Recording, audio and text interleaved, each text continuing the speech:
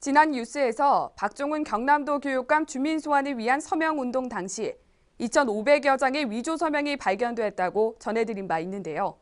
그러한 행위가 이루어진 장소의 소유자도 밝혀지면서 논란은 확산되고 있습니다. 전주현 기자의 보도입니다.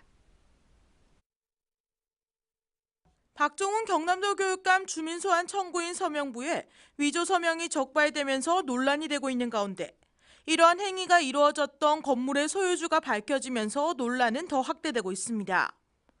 이들이 불법 위조 서명을 행했던 곳은 창원시 북면의 한 공장. 그 공장에서 출처를 알 수 없는 성명과 생년월일, 주소 등 경남도민의 개인정보가 담긴 주소록을 이용해 청구인 서명부에 돌려쓰는 방식으로 진행됐습니다. 문제는 이 건물의 소유주입니다. 허위 서명 작업이 이뤄진 건물의 소유주는 박지근 프로축구 경남FC 대표라는 사실이 밝혀지면서 논란은 더 확대되고 있습니다. 박 대표는 홍준표 경남도지사의 최측근에다 홍 지사의 선거 캠프 출신으로 알려져 있어 논란이 더 커지고 있는 겁니다. 이에 대해 지난 4일 시민단체들의 기자회견에 이어 야4당의 입장을 밝히는 기자회견이 6일 경남도에서 이어졌습니다. 이들은 주민소환제를 악용해 민주주의를 위협하는 불법 행위를 한 배우는 반드시 밝혀야 한다며 촉구했습니다. 여야를 떠나서 보수 진보를 떠나서 국가의 기본 질서를 어지럽히는 이런 행위에 대해서는 함께 분노하고 함께 철저한 진상규명을 통한 처벌이 이루어질 수 있도록 노력해야 된다고 생각합니다. 새누리당도 예외일 수 없습니다. 만약에 이제 이런 조직들이 어떤 경남의 전 시군 단체장이나 또 의회 전반적인 이 집행 견제 권력이 전부 새누리당 중심으로 구성되어 있지 않습니까? 그런 흐름 속에서 만약에 어떤 행정에서 어떤 정보를 가지고 탈불법 행위가 저질러졌다면 굉장히 중대한 사건입니다. 3.15 부정선거 버금가는 그런 부정행위가 아닌가 이런 생각이 한편 들기도 합니다. 또한 도민 개인정보를 유출하고 불법 행위를 조직적으로 추진하는 배후 세력을 밝히기 위한 불법 주민소환 신고센터를 운영할 것도 밝혔습니다.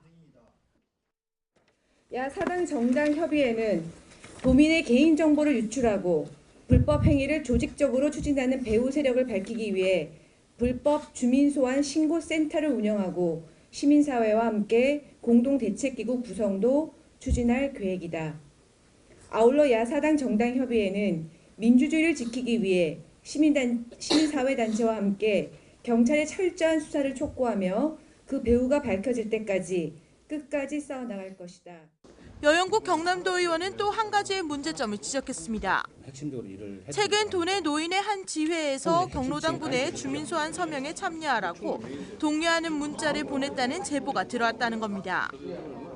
같은 시각 통영지역 시민단체도 이번 사태를 규탄하는 기자회견이 열렸습니다. 이들은 선거관리위원회가 어떠한 외압에도 굴하지 않고 주민소환 관련 업무를 불법과 부정서명 행위에 대해 엄중히 대응해 줄 것을 촉구했습니다. 경남 각지에서 진행되고 있는 박종훈 교육감 주민소환과 관련한 불법 부정서명 행위에 대한 제보가 끊이지 않고 있다. 우리는 선관위가 어떠한 외압에도 굴하지 않고 주민소환 업무를 불법 부정서명 행위에 대해 엄중히 대응해 줄 것을 촉구한다. 주민소환제란 선출직 공직자가 폐악을 저지른 경우 주민이 선택할 수 있는 최후의 방법이자 공직자를 견제할 수 있는 제도입니다. 하지만 이러한 불법 행위들로 인해 그 의미가 퇴색되어 가고 있습니다. 주민들이 정치에 대해 견제하고 목소리를 낼 수 있는 범위에도 이렇게 불법과 정치권 개입이 된다면 도민들은 우리 국민들은 과연 어디서 목소리를 낼 수 있을까요? 하나뉴스 전주현입니다.